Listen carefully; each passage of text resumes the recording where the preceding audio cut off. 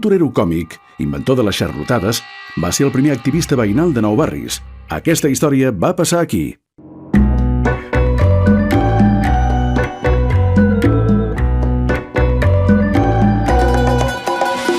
Som a la placeta de Charlot, indret on el senyor Carmel Tosquelles Forcent va combinar la seva professió d'activista veïnal juntament amb la de torero còmic.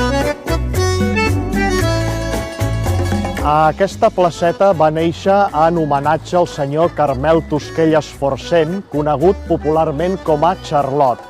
Just en aquest indret, l'any 1924, aquest home va erigir la seva torre, la seva residència, i en els terrenys del voltant del seu domicili va ser on va fer construir un nou barri que va portar el seu nom, Charlot, un barri humil de cases de planta baixa o de dues plantes per les classes populars.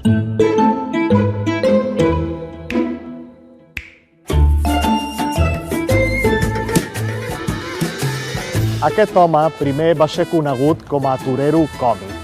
Des de ben petit, quan tenia 12 anys d'edat, ja li va venir l'afició per la tauromàquia. No va ser fins l'any 1909 que es va estrenar com a novillero i més endavant va decidir canviar la seva especialitat com a torero còmic. Això va ser arrel de que l'any 1912 l'empresari de la plaça de Toros de les Arenes, després d'haver convidat a l'actor Max Linder, va pretendre que en Charles Chaplin, l'autèntic Charlot, vingués a Barcelona a fer una exhibició. Però, malauradament, l'actor anglès ho va rebutjar. Aleshores, ell va decidir que l'opció seria prendre la personalitat d'en Charles Chaplin i aleshores dedicar-se al toreig còmic disfressat del mític Charlot.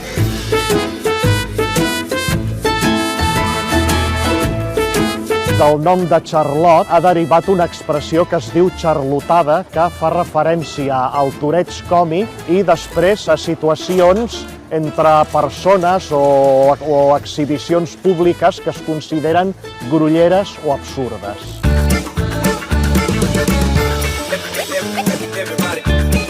El toreig còmic, que avui dia es pot dir que ja no ens ha arribat, era una tauromàquia apta per tots els públics, fins i tot pels més menuts. Sortien els personatges disfressats de manera grollera, feien exhibicions tipus circ, no es mataven els braus, i això, abans de la Guerra Civil, va tenir molt èxit. El senyor Carmel Tosquelles, d'aquesta manera, va fer molta fortuna, va torejar a Barcelona, a Madrid, a Sevilla, també per Europa, a França, Bèlgica, Suïssa i també per alguns països de Llatinoamèrica. Amb aquesta fortuna seria quan més endavant es decidiria invertir per construir el futur barri de Charlot.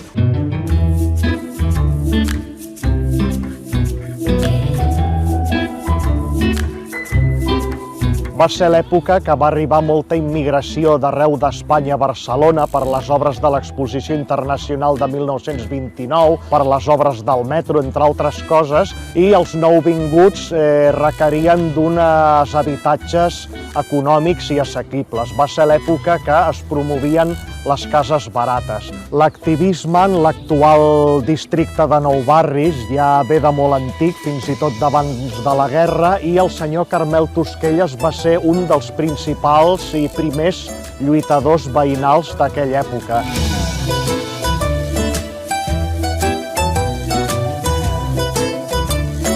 Ja sobre l'any 1957, en Carmel Tosquelles es va retirar com a torero còmic i torero professional.